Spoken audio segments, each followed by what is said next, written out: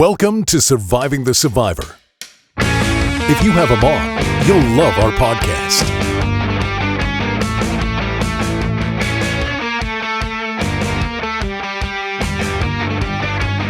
Here are your hosts, former Fox News political correspondent Joel Waldman and his mom, Carmela, a licensed marriage therapist and Holocaust survivor.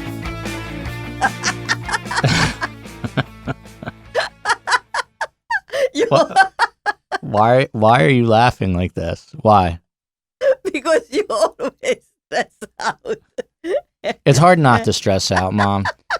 So we are about to interview an absolutely scintillating human being, Seth Kramer. He is our main schmooze this week on a somber anniversary of 9/11. But for full disclosure, we just spoke to him for 20 minutes on camera with every other word being cut out because of an audio issue. So I have a migraine right now, trying to process what just happened and whether we should release, because in the middle of our audio difficulties with the first go at this podcast you're listening to right now, Carmela thought it would be a good idea for her to step in as a production advisor and was telling all of us this plug, that, right, Carm? Wrong. No. Carm, you're starting to lie too much on this podcast. So anyway, that's where my head is. Carm, anything that you, this is actually a very somber podcast in theory. Yeah, because the this reason is the I had the 20th laughing anniversary of 9/11. The reason I'm like that. I don't think anyone in media in this world has said this is a very somber occasion, the 20th anniversary of 9/11, to be followed by I had a laughing fit. But why did you have a laughing fit, Carm? Because I always do that when I'm... You're not supposed to laugh. Because I cannot deal with so much sadness. So I as a reaction to it afterwards, I have a laughing fit. All right, well, there's nothing to laugh about. We'll be right back with the one and to laugh only... about, and I'm not laughing about 9/11. I'm letting tension out. Instead of crying, I'm letting tension out laughing. I'm a very complex person. Release. We'll be right back with the inimitable Seth Kramer. Do you want to help my son? His company, Content Partners Media, specializes in brand video and content creation for innovative companies and others. Please go to www.contentpartnersmedia.com and hire him. I repeat, please go to www.contentpartnersmedia.com.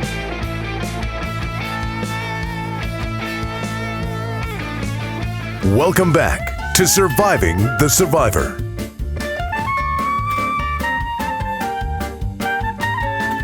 It's time now for the main schmooze.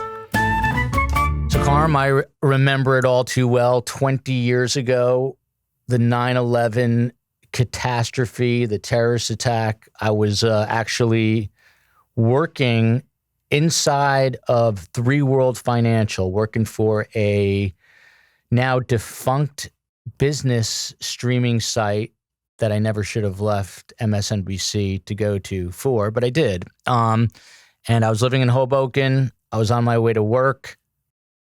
The first plane struck. I was waiting for the ferry. Second plane strikes. I call you guys. I'm like, what the hell do I do? Dad says, Joel, go to work. Don't miss work.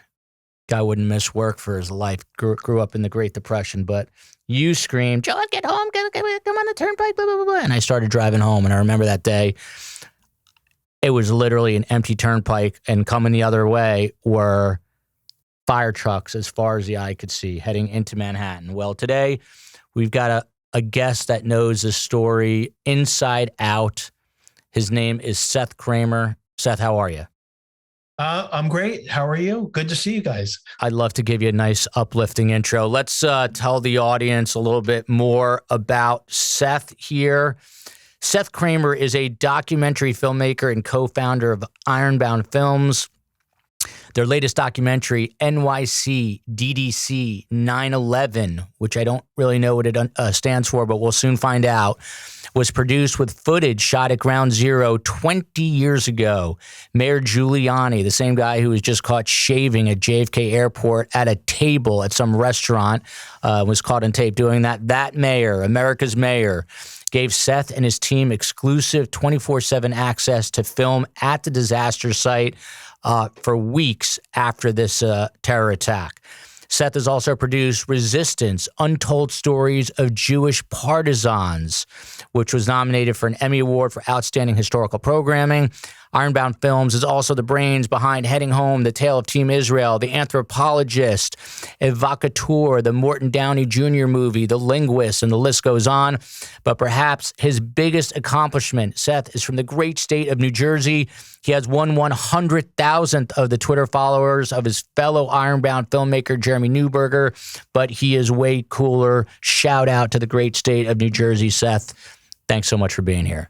My pleasure. West Orange, to be exact. West Orange, baby. Yeah. The WO. That's where my sister lives, and my parents used to. The WO. So, Seth, I'm out of breath from that. Before Carmela interrupts, let's start here. Take us back 20 years. What were you doing at that point in your life, and how did you gain access to Ground Zero? Well, it was interesting to hear you say that you were in Hoboken. I lived in Jersey City at that time, so right across the river. So I actually commuted into the World Trade Center every morning.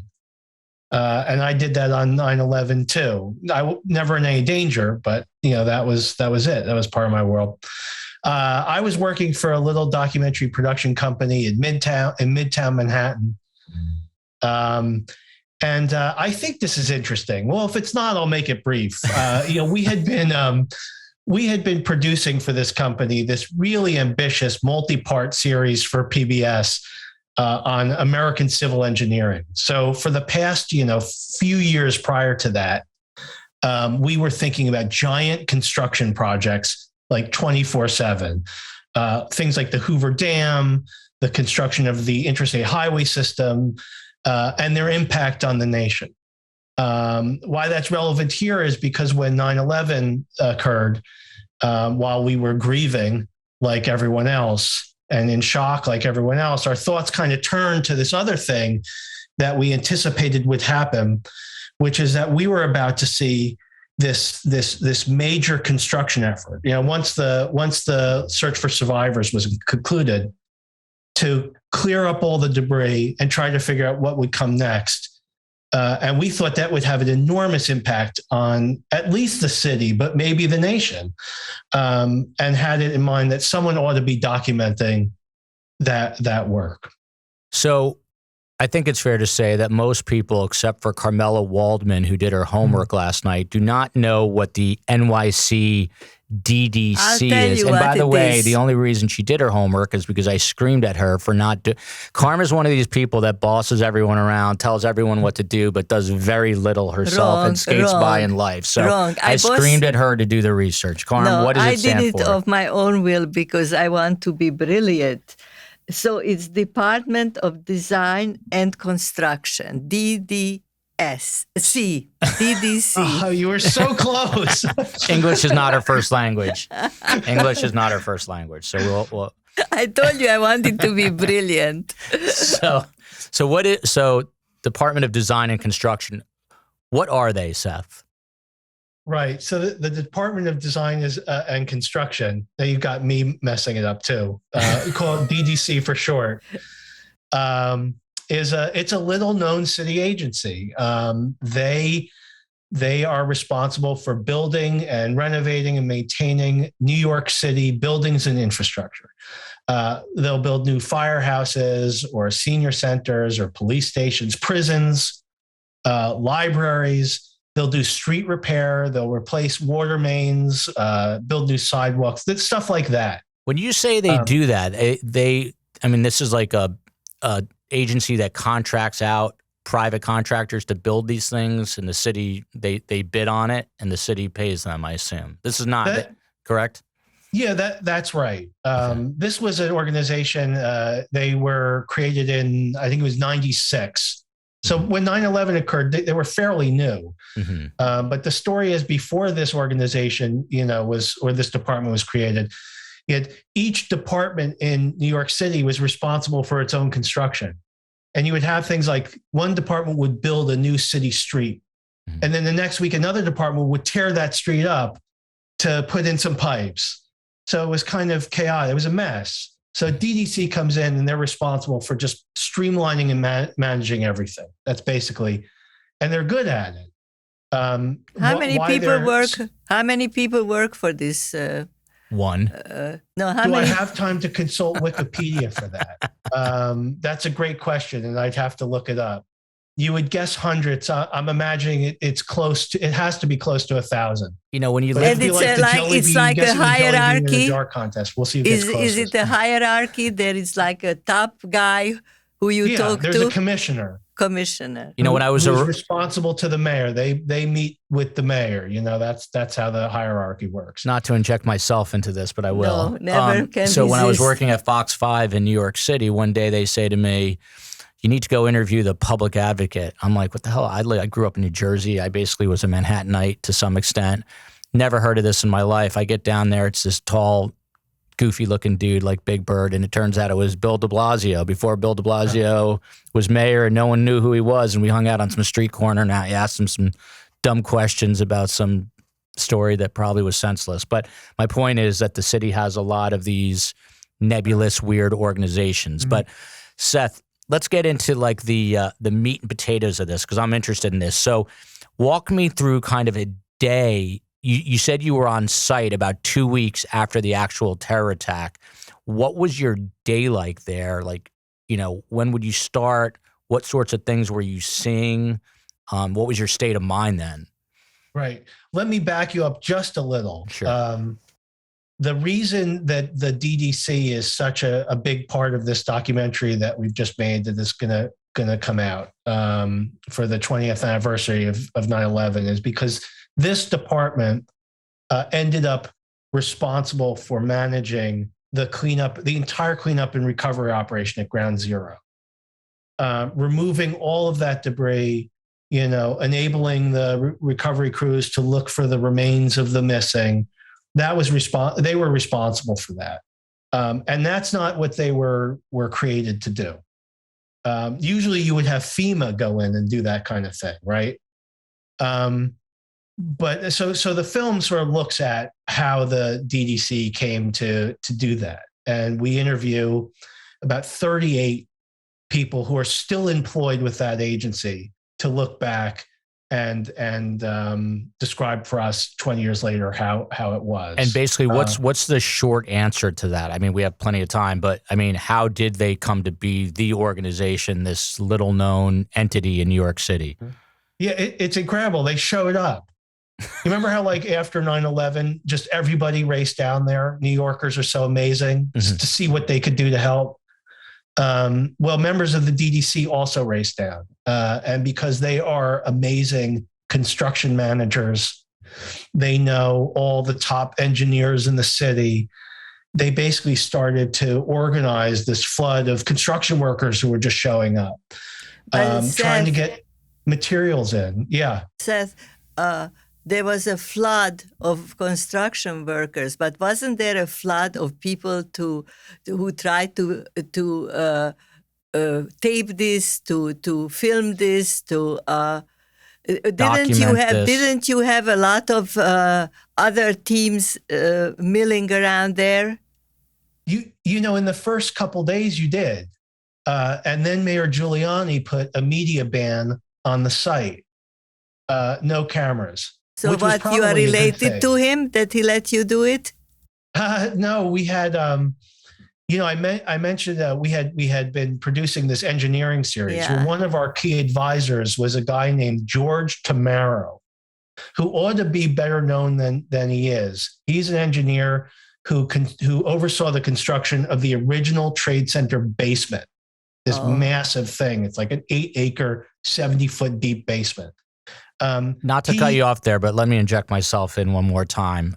So when I was working at Three World Financial, it's so weird that you say that because it actually just gave me the chills. I remember, we would go on our lunch break and you're talking about this basement. Well, this basement was a mall. There was a mall below the World Trade Center, and we used to go. There was food, and it's almost hard for me to even remember what it looks like, but it was this giant indoor Jersey-looking type mall underneath the World Trade Center in the footprint. And, every day we'd go down there and say, what do you want to eat? What do you want to? And then I remember after 9/11, it was just so surreal because, obviously nothing was there anymore, but you could remember how big this area was, and it was just gone. And it's especially weird right now because I was out of news for a couple of years and I got back in because of the Surfside building collapse. And that was horrendous and horrific. And, you can't really compare the two, but Surfside is in this, just the mere physical size of the building. It's just incomparable to what the footprint of the World Trade Center was like. It was this. My point is, I don't think people realize how large a space this took up. And this was a man that Seth worked with. Who he was an advisor. So we knew this guy. Right. And he was in constant contact with Mayor Giuliani. So he basically talked to the mayor for us and said, you got to let these guys on to document it. I wasn't looking for exclusive access, but that's what we got. Oh, that's amazing. No pressure. Yeah. So 2 weeks later, you get this access, and you're essentially the only film crew at Ground Zero while the cleanup is going on? That's right. And the access that we were given by the mayor was amazing. 24/7. We could stay until the last piece of debris was removed. We could go not just into the debris pile. In the film, you'll see it's like most of it takes place like right in the center of Ground Zero. Wow.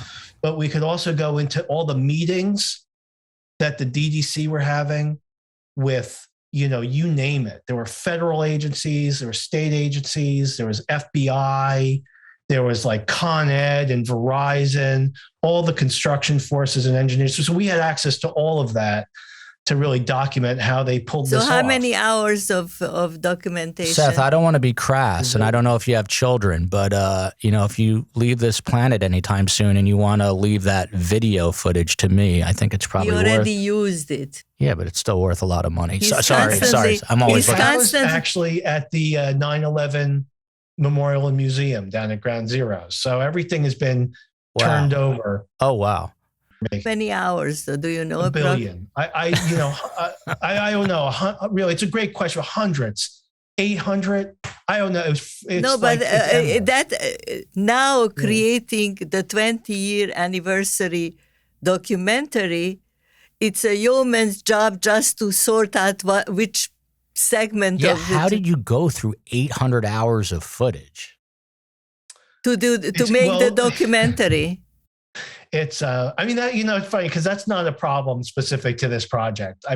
Just documentary in general these days, especially with video, which is cheap, you just keep it running. And so organizing that is a problem. That's why Ironbound Films has 3 partners. You got me, you got Dan Miller and Jeremy Neuberger. We tackle these things together. It lightens the load. But this was, I've been making documentaries for almost 30 years. This one is so personal because I lived it, so I sort of know the footage, and I know what we have. I never stopped thinking about it. But how do you archive that? I'm curious. How do you, day one, day two? How do you flag footage? Are you just constantly ingesting it into an editing system and then flagging either interviews or footage that you want to go back to?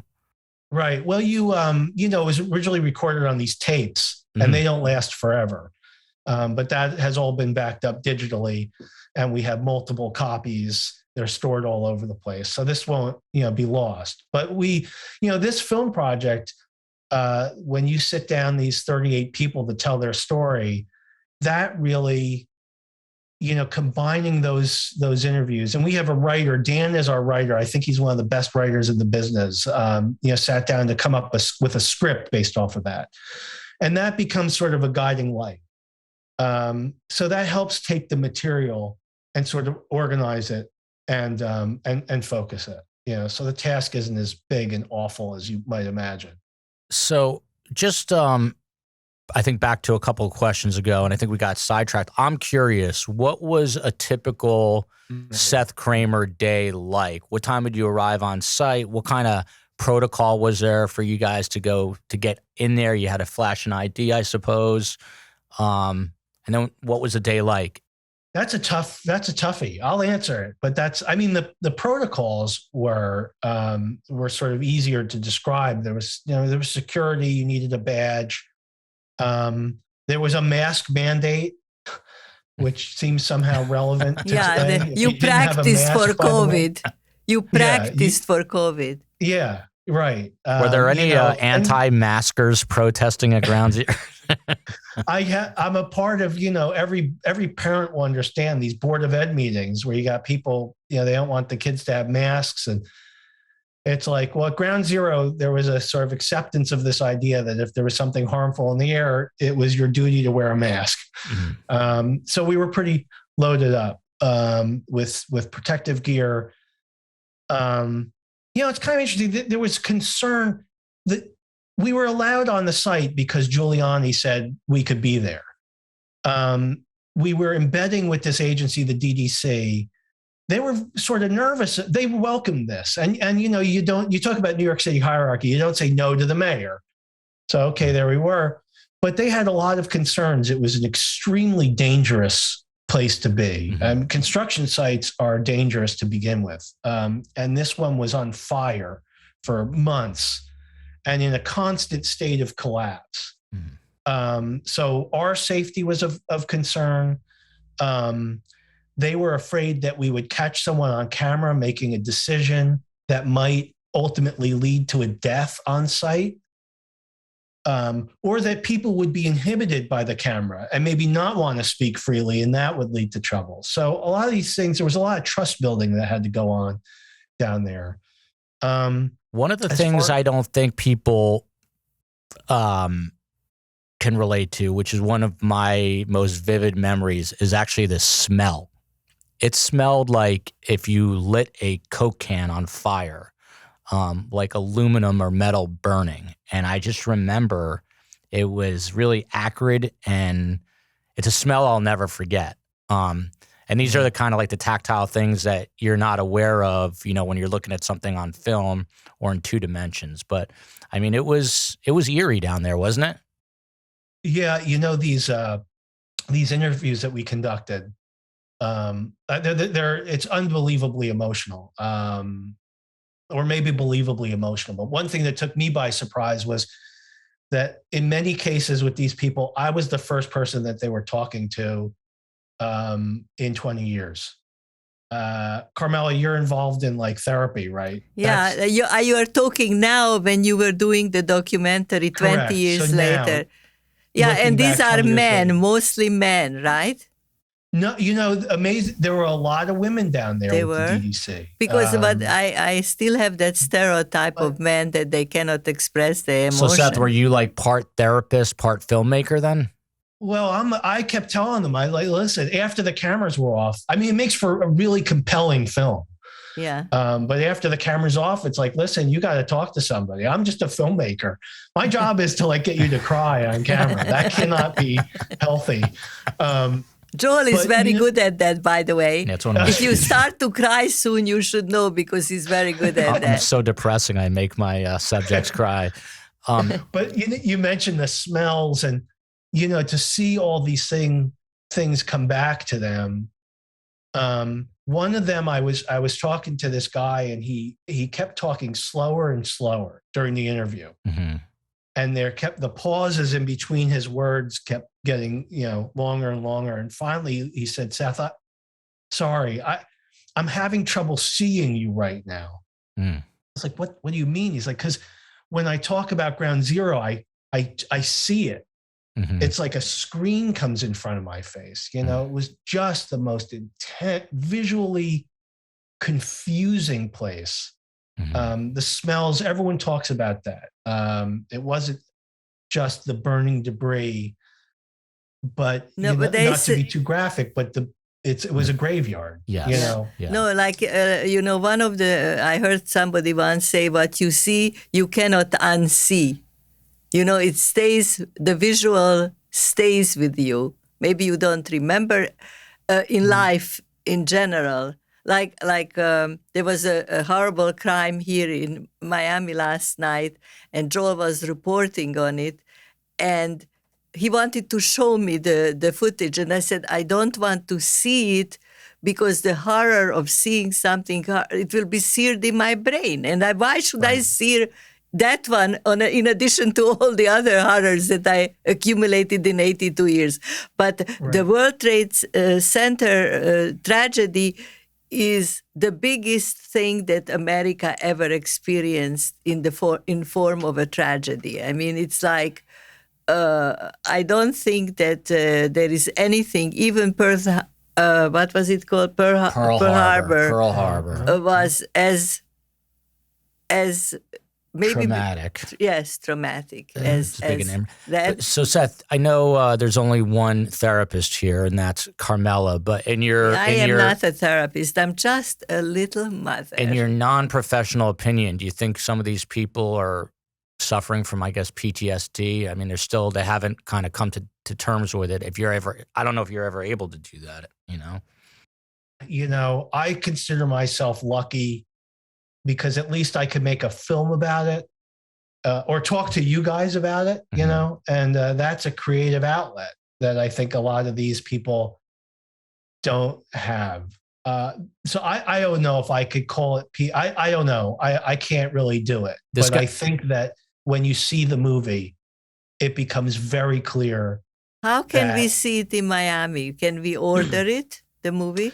Well, it's going to premiere on WNET. For those who don't know, that's New York's PBS station. Yeah, on the 10th, right? On the 10th. So this is their sort of signature broadcast for the 20th anniversary. But it will also have a digital release. So everyone in the country will be able to see it. I believe on the 10th, a link is pending. So I'll get back to you guys. Yeah, because I definitely would like to. Subscribers. I would definitely like to see. So the person who said they had to stop the interview because they were seeing Ground Zero and couldn't talk to you, were they able to continue or no? Yeah. People. No one had to call it. They were. There's a couple things when you see the movie, you'll see it's like it was surreal. The footage can almost be mesmerizing. I mean, you're just watching the destruction. My dad fought in World War II, and he always used to talk about just the scope of the destruction being not beautiful, but triggering some part of the brain that made it like fascinating. But these guys also had a job to do, so they couldn't allow themselves to get sort of swept up in the emotion. They had to put that aside. And if I were them, if I put myself in their position, I would be also horrified of causing more tragedy. Well, this is, I think, one of the most important things about the film is that I don't think people understand after 9/11 the potential for additional death and also massive destruction in like the weeks and months after. One huge issue that they had to contend with was that you had these basement walls that were holding back not just groundwater, but the Hudson River. You remember you said there was a mall down there? Yeah. There was parking structure, all sorts of stuff that held the walls up. Wow. That held the river. So that stuff was now gone. So there was a fear that the Hudson River could pour into this area. You would divert the river. Gushing, not to pour in. Gushing. Not just into the site, but then into the New York City subway system, which also connects to the Jersey subway system. So you could flood I don't think anyone's ever calculated like just how much damage that would have caused in like the trillions, but you can't even think of it. So this was just one thing that these guys in the DDC had to worry about and sort of manage. How do you remove the debris that's actually holding up the walls, and how do you try to figure out what's happening below ground? And we also filmed below ground, so it's this was some achievement that they pulled off. It's miraculous. And it's interesting because it's 20 years later and no one's ever heard of these guys. You've heard of Giuliani, of course, but you've never heard a word of it's always like these unsung heroes. But where did they start? Like, this happens. I'm always like, there's so much to deal with at one time. Where did the DDC start with this project? Do you know? You mean, how did they start to, Correct. when they're there and suddenly they look around, they're like, oh, wait, we're in charge kind of a thing? Yeah, what do we do? What's step number one? One of the first decisions that was made was the site is huge, right? It's a 16-acre site. So the damage was just like enormous. And you had all these different kinds of construction forces. So one of the first things that they did was they decided to split the site up into 4 quadrants, right? And so they gave each quadrant its own leadership, its own construction company that was in charge. That turned out to be a brilliant move. You mentioned the condo collapse in Miami. Mm-hmm. Ground Zero was kind of like crisis management school for the nation. The responders in Miami utilized that same approach because they learned it from what was done at Ground Zero. And there were a lot of other things about managing a large-scale crisis that have been taken elsewhere. So that was step one of a billion. Wow. Carm, do you care to interject here? You've been a little quiet. No, I'm curious, I'm beginning to really get into the tragedy aspect of it. Yeah. I'm curious, Carm. What do you think after 20 years? What kind of trauma do you think some of these people have that they haven't dealt with? First of all, I'm going to ask something very bottom line. Did any of those people who were there 20 years ago, did any of them lose their lives subsequently to cancer or these suicide? people or whatever? Are they alive? In terms of members of the DDC, and again, we're really focused on this agency in the film. Yeah, that's in that term only. Yeah, I know that there are several people who are no longer around. Yeah. I can't really say because I just don't know if they're, it was 9/11 illness related, but it was illness related. I know that among just the general workers at Ground Zero, the suicide rate was pretty high. I'm not applying. I'm not that even to thinking of DDC. suicide. I'm thinking of cancer. Yeah, and I mean, the health issues continue. So it's in the beginning of in the immediate days after, there was really no protection for anybody. So when did you stop filming 20 years ago? So we stayed down till the last steel column was removed. And they did that ceremonially. They actually, I think they used it for a statue. I wasn't down there. It's in the museum. Carm, you weren't down there on doing the cleanup effort, Carm? Very honestly, I shouldn't say this, but you had a girlfriend at that time. Yeah. And you and your girlfriend took Roy and me down there. We did? Yes. And there was they were the fence. You remember the fence? It was all fenced up. I don't remember that. No, not fenced up. Right. There were all the pictures of all the people who were killed. I mean, the first 2 weeks were very tragic because people were still desperately looking for people. Mm-hmm. Relatives or families were looking for the person who died. They were still hoping that they were there or what. They put out pictures. There was pictures everywhere. And you don't remember. Then you walked. Then we all took, your girlfriend Roy and I, we walked to the fire station that was the closest to the thing where almost all the firemen got killed, or a lot of them. I blocked that part of it out, but I remember that I was there. But at the cleanup effort, so you were there from 2 weeks in to the final beam being removed. Right. And how long was that? Correct. By the way, you see me smiling because I like listen/watch your podcast, and you guys are like movie stars to me. I just love. I could watch you guys. Thank you, darling. So let me tell you one thing I would do my Zsa Zsa Gabor. Thank you, darling. I'll tell you what, Seth, one thing, let's sidetrack from 9/11 for 1 minute to get Seth's reaction. So comic relief is necessary. Yeah. People are saying, oh, this is shtick. No, and it drives me insane. One people said. Not one people, more than one person has said this is, they think we come out here and I'm an actor. And I said, what a compliment. I can act that well. Right. That's great. I didn't know all these years. Actually, we have a sick relationship from the get-go. It's very unhealthy, Seth. Very unhealthy. I think it reads as genuine to me. So, Thanks. I could call that as a documentary professional. Thank you. But we were down there. The other thing too that is sort of mind-blowing is of all this devastation and all the complications, it took them about 8.5 months to reclaim the site. So from the moment that they took control to that final steel beam being removed, it was about 8.5 months. So that's when I was at. A normal pregnancy. And you had a crew there, 7 days a week or 5 days a week? Yeah, we were there a lot. I mean, I was also trying to. It wasn't 7 days a week because I also had to make the movie, and it was a big effort. We actually made a film with a lot of this footage, very different from this one, to mark the 1-year anniversary of 9/11.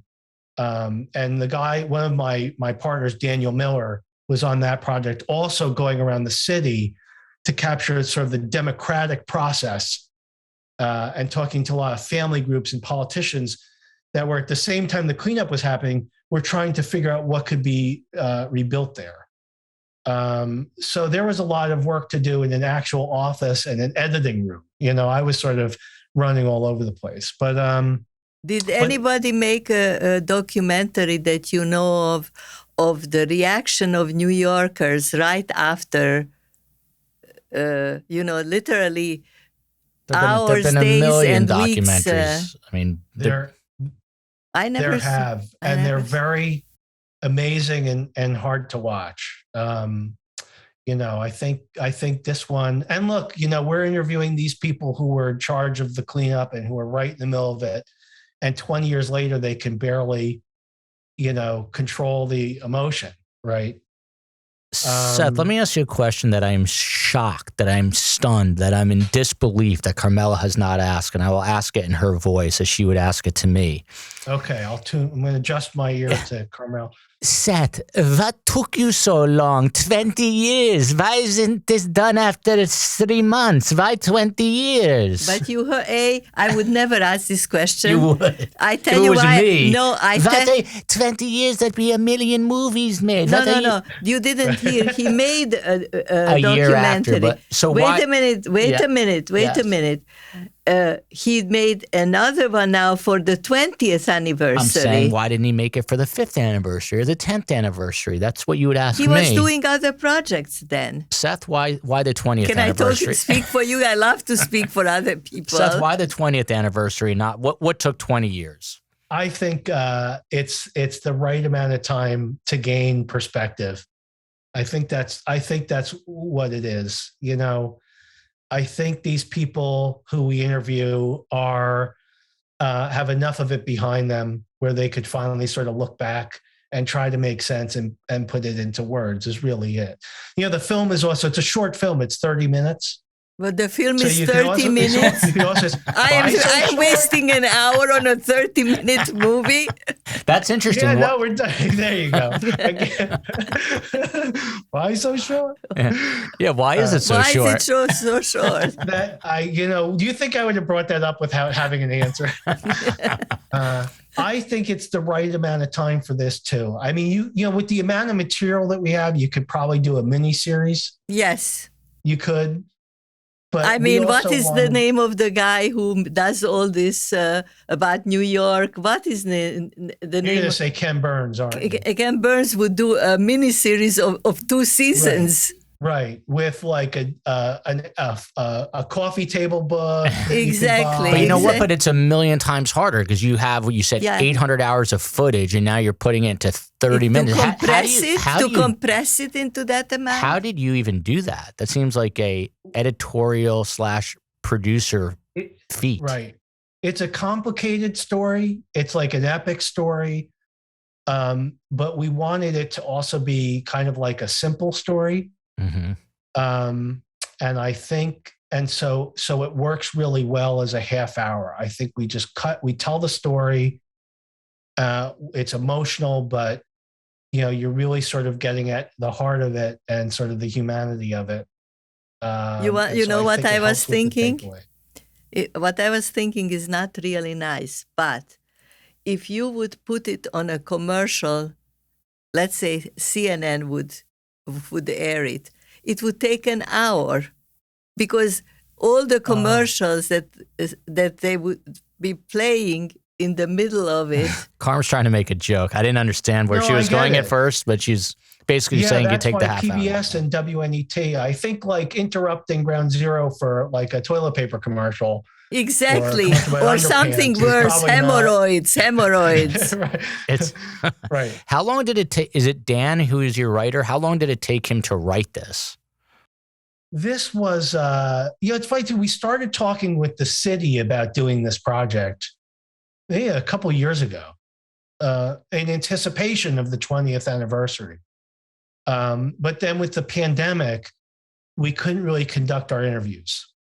Mm-hmm. So it's so we ended up, of course, having to sort of rush a lot of the projects, everything, you know, in order to have it ready. Are For, you you interviewing know, it now. with masks? No, I mean, the people who are communicating can't have a mask, but we practice social distancing. The crew all wore masks. I wore my mask until it was time to ask the questions. I took it off, but then I put it back on. So it was a bit of a pain, but you know, the whole thing really came together very, very quickly because it had to. Your partner, Jeremy Neuberger, who's got 100,000 plus Twitter followers and counting, and I'm not bitter at all. The real Jeremy Neuberger. Yeah. Does he tweet while you guys are shooting interviews? I mean, the guy tweets every 30 seconds. Yeah, it's very important for him to be tweeting. I think we figured it out that we combined all his tweets. He tweets more than Trump. He does, like literally. Well, Trump doesn't tweet anymore. That's true. I wasn't supposed to say that. No, Yeah. you know why? Now this, Why? The big Facebook and whoever does Twitter, what's his name?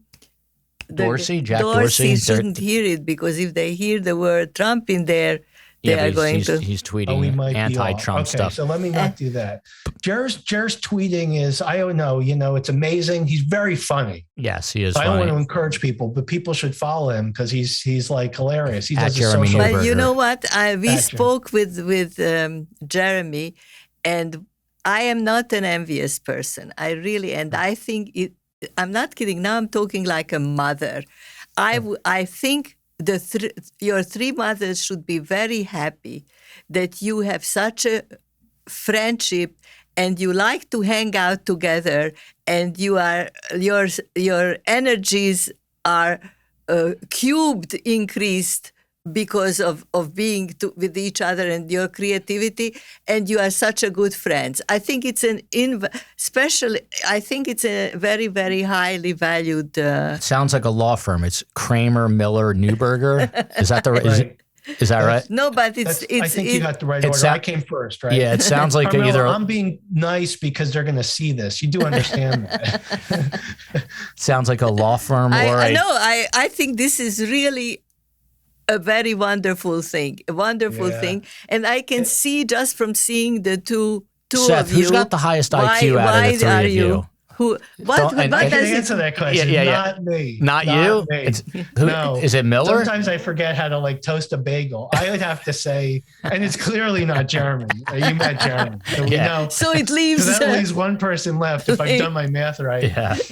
What makes Dan Miller such a... I'm intrigued by this because I'm a reporter. And what makes Dan such a good writer? You know, it's all about the economy of words. It's about using the least amount of words to communicate. Right. He must be a master at that. I think there's a few things. He's very good at that. First of all, to begin with, he's the only one that knows how to put a sentence together. You don't need to do that Then on Twitter. He's already at an advantage. He's already at an advantage. By the way, you better make Jeremy tweet this link out, even though it's you, once it's done. Right. You see, he only thinks money. He thinks nothing else. I hear that. But Dan, he went to Brown. Oh, okay. So I think they taught him how to write.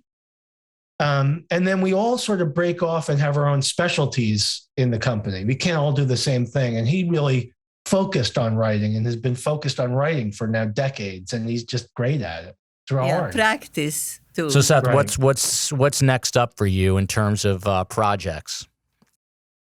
Well, you may have talked to Jeremy about this, but we're very excited. We've been working on this documentary about a punk band. Yeah. Yeah. You told We don't us. stick to one thing, Yeah.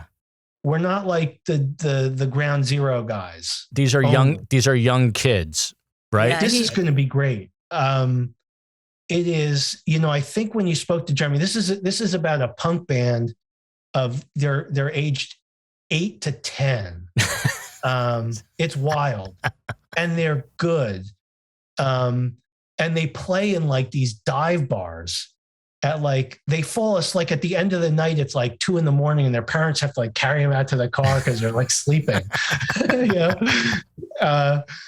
And this is very exciting. I think when you spoke to Jeremy about this is why you should have Ironbound Films on as guests. We'll have you rotate. All the time. Yes, definitely. This one is going to premiere. What is his name? Ken. What's his name? Ken Burns. No, the third one's name is Daniel. Is it Miller? Daniel Miller? Miller. Right. Daniel Miller will interview in writing. We'll just write to him and he'll write back to us. Hold up. So you were just about to say you had some exciting news related to this punk doc. This one is hilarious. It's so funny. And it's going to premiere on WGBH. So it's another PBS one. So this one also won't be interrupted. That one's up in Boston, correct? Right. And that's up in Boston. But again, it will also have a digital release. So I'm really excited about that. That's a lot of fun. Who does the PR for you guys? Well, clearly Jeremy, because he's on Twitter. He's a force to be reckoned with on Twitter, right? Seth, let me ask you this. I'm curious. So other platforms, and this is no dig against, I love Jeremy. He's hilarious. No, let's pile on Jeremy. Yeah, this is good. So, there's other platforms like Instagram. My wife has a friend who has 600,000 followers. She gets cars and this and that and everything. There's no monetization with Twitter. So what the hell? I hate to sound like a capitalist, like a crass capitalist, but he spends all day on Twitter. I didn't bring him up Is it just the endorphin hit of getting likes and retweets? Yeah, it's I'm sure it's an addiction. He's got a very addictive personality. Yeah. When we go out, the three of us to a restaurant, we let him order. Because he orders half the menu and it's great. It's so much fun. Drinks are coming in. So it's the same with Twitter. It's a creative it's a problem. Let's just put it where it is. Jeremy, he if has you're watching a problem. this, it's crazy. It's crazy what you do. But he, and there's you're right. There's no money. We'd be, you'd think I'd be talking to you guys if there was money. Listen, we are your gate to financial success. I personally get, I think there's a group of people, they're known as empaths, and they're people that feel other people's emotions very strongly. I honestly think I'm one of them because... Yeah, I think so too, honestly. For one reason, I used to walk around New York City, and this is before I had a real career. I know, and I would gave look away around all your food and stuff. Yeah, no, but I would just look around at all these miserable people in suits going up into these buildings, and I was like, I wanted to kill myself for them because their lives were so bad. You wanted to sacrifice you. But I see Jeremy tweeting, and I get like anxiety because he literally is tweeting like every I love this. I never heard it till now. I heard it here first. I'm exhausted reading the volume of Jeremy's tweets. I get exhausted. You know what? I never thought. Did you ever hear? That's another issue. Yeah. What did he say? You just don't read them, right, Seth? I don't. But the problem is that, well, first of all, he gets written up a lot. There'll be all these news roundups. Who said the funniest thing? Yes. And he'll like always be on there. So it encourages him. I have friends come, I saw Jeremy, it just came up. But somehow you have the reputation of being the funniest. That's not true. And I think we've proved that today. If we No. Today was a sad occasion. So we really couldn't go wild. We had to be like very in the moment of what you were Seth, saying. let me put you on the spot here. Who's the most interesting interview subject you've ever had the pleasure or displeasure of interviewing? Give me one name. We all split up the interviewing also. So I'm going to just think of who I've interviewed. Yeah, I'm talking only you, yes. The first one I shouldn't do. The first one, I'm going to give you two. Michael Dukakis. Because I was a huge Michael Dukakis fan when I was a kid. Or a woman named Rasa von Werner. Never heard of her. AKA the stripper for God. Really? Let's hear about her. He was like a stripper preacher. So we made this movie, Evocateur, the Morton Downey Jr. Yeah, I loved Morton Downey, man. That movie was great. That was on CNN, by the way. That was on CNN. Yeah. So that had all these commercial interruptions, but that was okay. But who sells it to CNN? How do these guys sell it to CNN? How does Carmela wants to know the process? You make this movie about Morton Downey. How did you guys sell it to CNN? We got for that one, filmmakers a lot, they look for a distributor or someone like a professional film rep who will represent your project. So we had a very good one. He's actually like a legendary film rep. His name is Josh Braun. And he set up the name. Josh Braun. Our deals. I just thought I'd give him a little plug there. If you happen to be a documentary filmmaker, you already know who he is. So that's usually how it happens. No, I have to. But Morton Downey was just an unbelievable character. But so tell me about the stripper real quick. So Downey, for those who don't know, had the strangest act in the history of television. And this film is all over. You could stream it. Highly recommend it. He went crazy basically on live TV, just self-destructed. And the movie is about sort of his rise and fall. And he used to, he was kind of a right winger. And like a Jerry Springer type. He used to argue and fight, and he chain smoked. He blew smoke in your face. He had a lot of political guests on, but he also had he'd get these. So this Rasa von Werner was a perfect guest because she was a stripper, but she claimed to be doing it for God, almost like I swear minister. I heard that was her this. Ministry. This so was then a he's like, all right, this person is so. I'm so going to destroy this person on my show. What kind of nonsense is this?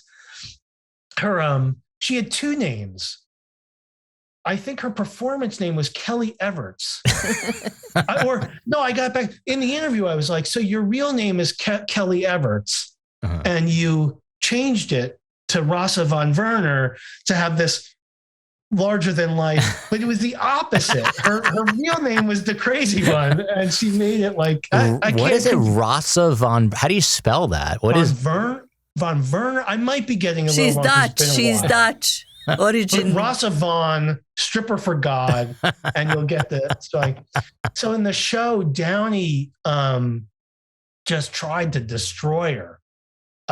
He's really abusive. It got totally out of control. And finally, just to regain control of... She undressed? she took her top off. You see, mano a mano, woman to woman. I knew exactly what she would do at that moment. You knew, amazing, right? So now we've learned something about Joel, your mom. So what did Morton do when the top came off?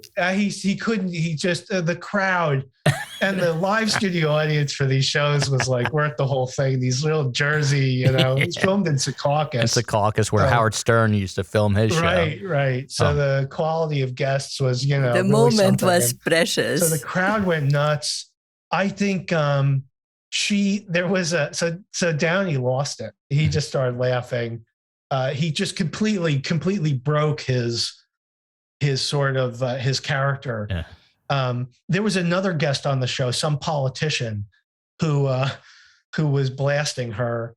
And the funny thing about doing the show is we got all the broadcast tapes, which had all the stuff that was happening when they cut to commercial, which they did quickly. Yeah. Downey's like, cut.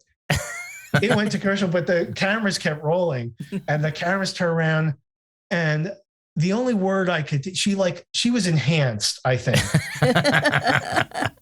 So the other guest who had been attacking her, you see, she basically attacks him with her breasts during the commercial break.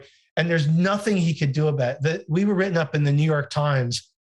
It was a New York Times critic's pick, if you could imagine. It was, they said rated R for language, violence, and amazing breasts. It's not nudity, anyway, it's amazing. So her interview was great. Awesome. That sounds like a pretty good place to. I wanted to get to a bunch of other things, but this is, by the way, Seth, this is Carmela's now. It is her trademark. Every time I try to rap because of time constraints, she goes into the next transition to whatever is on her mind. So, Carmela. No. Are you going to rip your top off, Carm? After the kids band, I don't know the exact term. The punk band. Oh yeah. What I'm sure you are already having lunches and meeting for the next project. Yeah. Well, we're always trying to keep things on the burners. So I have a lot of projects going. Well, you guys just went back. You did a doc on the Israel national baseball team, and then they lost this. Hold on, suddenly they went back to the Olympic. They made it into the Olympics. But then they lost in the Olympics. The Israeli team. Lost is relative. I mean, in baseball, they beat Mexico. Which you laugh because, it sounds kind of funny. It's just funny that when you say Israel baseball loss or losing is a relative, just the fact that they have a team is a win, right? A lot of people don't know that Mexico has this unbelievable team, and to make it to the Olympics is a win. Well, if it wasn't for you guys, I would not know that Israel has a baseball team. And you, Jeremy, talked at length about when you went I'm sure he did talk at when length. You went to the world. We went to the world. You went to the World Championship. Something. It was the World Cup or whatever the equivalent. World Baseball Classic. World Baseball Classic. And then now you went back. Did you go back to the Olympics? You didn't go to Tokyo, right? They went. We did something maybe better. Because of security, but also COVID restrictions, that was a no-go. But we gave the players cameras and we made them participants in the documentary. Oh, that's cool. That's a great idea. If you're pretending that me or Jeremy are funny, these players are hilarious. Yeah. And so they're basically making the documentary behind the scenes. And covering all the I was about to say the wins, but the win, the losses, which were really close. So we're gonna try to do something with that, and it will be so great. Did you give them actual cameras, or were they just shooting on cell phone video? No, these were cameras. They're smaller. And these guys were willing. These guys who are baseball players. Why not? They were willing to. And how often would they turn these things on? This is fascinating to me. All the time. Really? I mean, even I'm watching all the footage and they're swinging the cameras around when guys are coming out of the shower. I'm oh yeah. It's a little all the time. And they didn't shy away from filming the sort of tough moments, where they weren't performing the way they wanted to, like after a game. I think their coach quit afterwards or something. The coach. They had I wouldn't frame it that way. I think they sort of. I mean, that team as it exists for the Olympics that's over. Yeah, right. They were constituted for the occasion, and now they are deconstructed. Right, but everyone was proud. Listen, you had all these teams competing to go to the Olympics to play baseball, and they were one of 6 that qualified for the Olympics. They were given 1 in 5,000 odds to do anything. Wow. And when they lost these games, one was in extra innings. I mean, they're playing the top countries in the world. So it was really it's just amazing to see. So I am looking forward to go Jews, go. Go Jews, go. Good for the Jews, this movie. Seth, unfortunately, we couldn't get to another uplifting story about the Partisans and World War II and massive amounts of death and destruction. Or climate change, which we also... climate change. Did you do one on climate change? We have, and it's called The Anthropologist. I highly recommend it. We'll check it out. The stars are a mother and a daughter. I'll tell you this real quick. Mm-hmm. A mother and a daughter, a single mom who's an anthropologist. Her daughter's a teenager. Mm-hmm. They travel around the world looking at the impact of climate change on indigenous cultures. But like you guys, the entire movie is fighting. It's just like you guys. You have to see it. There's very little about climate change. It's a very strange thing. I have to be honest with you. I don't have one person on the planet, listen to this, that I am in a fight with or I don't talk to. You know what? I don't do that. I talk to everybody. If I do something stupid, I apologize. I never considered our relationship as fighting. I consider it as a normal mother-son relationship. Yeah, really normal. Very normal. Very normal. Listen, I got a podcast to go to with my mom, so if we could wrap this up. You know what? Jeremy had the best open to our podcast ever, and now Seth had the best ending to our podcast ever. What was Jeremy was fuck the day you. That Jeremy, excuse me, Carmela. The day that Jeremy was our guest, Carmela had told me to go F myself, and we were discussing that. And we got to Jeremy. Jeremy goes F you. That's how we started it. And that really loosened up the atmosphere. Carmela, before we say goodbye to Seth, do you have anything to interrupt with again? No, but we weren't talking to Jeremy about 9/11. I think next time we have to talk about something else because 9/11 was a heavy American experience. Seth, you've got strong contacts. We're 2 for 3 with Ironbound. We need Dan Miller next. Yeah, I told you we'll interview him in writing. We'll submit a question. Dan is like the mute, like the intellectual mute of the group. He writes. He doesn't talk. Does he speak?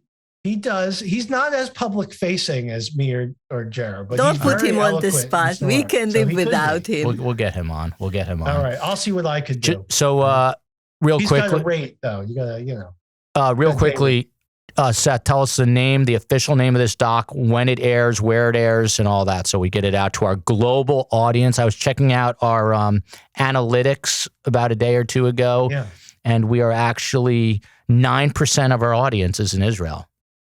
Did you know that, Carm? No. We've got 1%. I have 2 friends in Israel. We've got 1% in Brazil. 2 friends. This is a global program. So, Seth, the floor is yours. In Pakistan. We have we do have a viewer or listener in Pakistan. The name of the doc and where it's going to air. Okay. It's called NYC DDC 9/11. Now you know why it's called that. DDC. It makes its television premiere on September 10th. At 9 p.m. on WNET, which is New York area PBS. But for the rest of you in Pakistan, etc., it will have a digital release. If you're in Jalalabad, you can log on and watch it. I just thought of who is watching it in Pakistan. Here we go, Seth. We're trying to wrap up, and here we go. You know who is watching it in Pakistan? Who's watching it? A CIA agent in Pakistan. By the way, one of my oldest friends, Seth, is longest time. I've known him since second grade. He went on to become a covert op for the CIA. He's one of the most decorated CIA officers in history. High up. And he actually would be a great doc subject for you, but he led over 1,000 agents, and he's been affected by this quote unquote Havana syndrome. And now he's he was on Morning Joe today. He wrote a book. Yeah, the great Mark And we are interviewing him. He's a true patriot and American hero. So we have him on. I gave our own plug. But that's actually, I'm looking forward to that. Yeah, he wrote a book called. But in any case, he has a we book are called definitely Clarity in Crisis. If you want to check it out, but Seth, we'll have you back on. This is awesome. We should have the three of you on at once. I think that's the way to do it. No. Everybody wants to be a unique person. Seth, I'm going to give you a little homework like I give to a lot of our media savvy guests, which is try to figure out a way that Carm and I can promote this, blow this podcast up to Joe Rogan size and make millions. And then I'll take care of you and leave you in my will. Okay. But see if you can think of some angles. I never raised him to be such a crass materialist. No, it's worthy, and we're all doing this stuff for a reason. For money. See how far your ideas No, we are not. So we are doing it for love. I am doing it for love. He's doing it for money. So Seth, it was awesome having you on. Yes. Stay in close touch. Listen, we're going to be right back. We are very sorry for the shaky beginning, and we really. Oh, by the way, yeah, we had it absolutely. And you know what, Jeremy, behind your back, I listened to Jeremy last night to his podcast as a preparation, and he said a darn lot of nice things about you. Yeah, he did. Yes, that's not surprising. I was trying to be very polite, but okay. Real quickly for our audience, we had an absolute technical debacle, so we had to start this again about 25 minutes in. So in honor of Seth, maybe we will release that as a bonus episode to this episode. It was a disaster. Okay. I was a disaster personally. Yes. Mea culpa. All right. Okay, all right, listen, Seth. thanks Great a lot. meeting you. Thank you. This was a lot of fun. Thanks so much, and I hope we talk again soon. Yes, absolutely. We hope so too. Right Bye. back with the news schmooze. Bye-bye.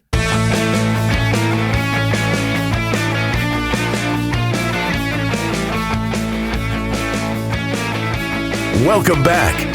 It's time for the news schmooze. Why do you do this backwards thing? Now. Why? It doesn't make any sense. It's so crazy that you're doing it backwards. Okay, now we go on to the news schmooze. We're very heavy today, so let's move. I mean, we've had longer, but this is Make it very fast. All right, Carm, per your orders, I'll make the news schmooze pretty fast. I'm going to start with my own news schmooze, which was last night. I had to cover a story in South Beach here in Miami, working for a local station. And basically the gist of the story is some dude is doing shrooms, happens to have a gun with him, which is probably not a great idea when you're shrooming and on psychedelics. He's on Collins Ave and 14th, which is literally the heart of South Beach. Decides it'd be a good idea to fire the gun into the air. People go flying. He then decides it'll be a better idea if I turn the corner onto Ocean Drive and go to La Cerveceria de Barrio, which is a Mexican restaurant, and says to some guy, it's time to die. He's pointing at this guy's 1-year-old son. The guy says, that's my 1-year-old son. And instead, he points the gun at the 21-year-old who's the father and shoots him in the head. And then when he dies, shoots him a few more times. What is going on with our society, Carmela? Because that story actually really, and is still 24 hours later, bothering the crap out of me. What's happening to our world, Carm? On to the next story. Any comment? No, it's horrible. Horrible. I mean, to and think that you know what, Joel? And from now on, try not to share these stories with me. On to another uplifting story. As many as 9 of the 98 victims who died in the worst building collapse in modern U.S. history, that is here in Surfside, Florida. Almost 10% of the fatality includes one victim who fire rescue logs show was still alive about 10 hours after the devastating tragedy in Florida. So the Miami Herald did this. They pulled fire logs. What helps? Who does this help? It's journalism, but I guess 10% of the 98 people who died were alive for hours, if not maybe a day or two or three. I cannot deal with this anymore today. I'm finished. I'm leaving. On to the next story. This is an interesting one. Do you know who Kurt Cobain is, Carmela? Yes, he killed himself. Yeah. With a sawed-off shotgun. I didn't think you know who he was. Do you know the name of his band? I knew the name of his band. Oh, God. Nirvana.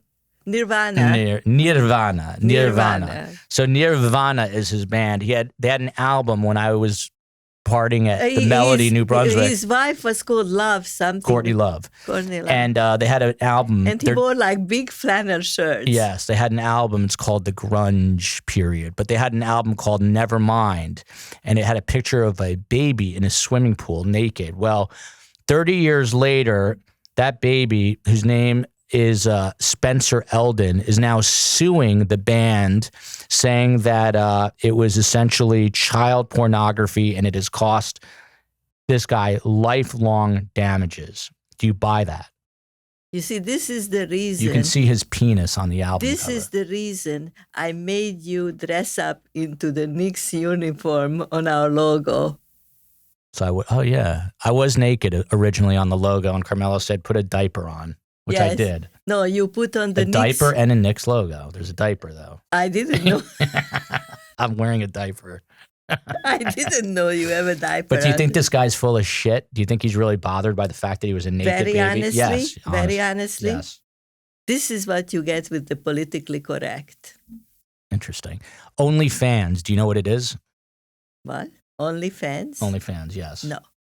OnlyFans is a subscription-based, out-of-this-world website that just took off like... you just told me about it. Where basically, like, I read about some woman who shows her feet on there and is making $100,000 a month. Well, they said about a week ago that they were not going to allow any more nudity and would ban sexually explicit content. The fans reached out and said...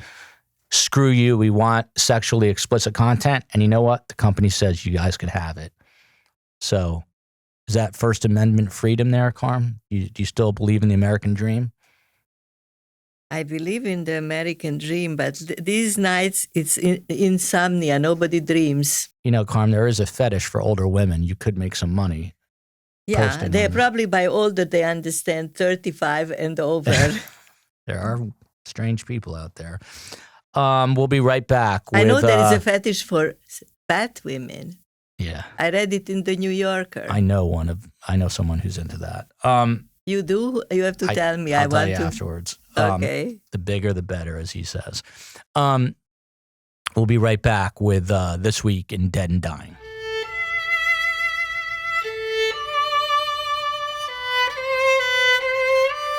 This Week in Dead and Dying.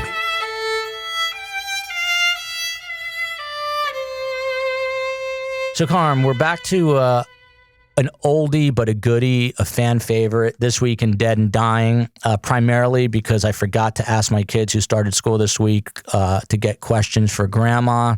They did have one question last week, which I will pose, which is, Grandma, why do you annoy our dad so much? Do you have an answer to that one? That was a question posed by Vita. Did your mommy tell you that I do that? Who is ailing this week? Any medical updates from the building?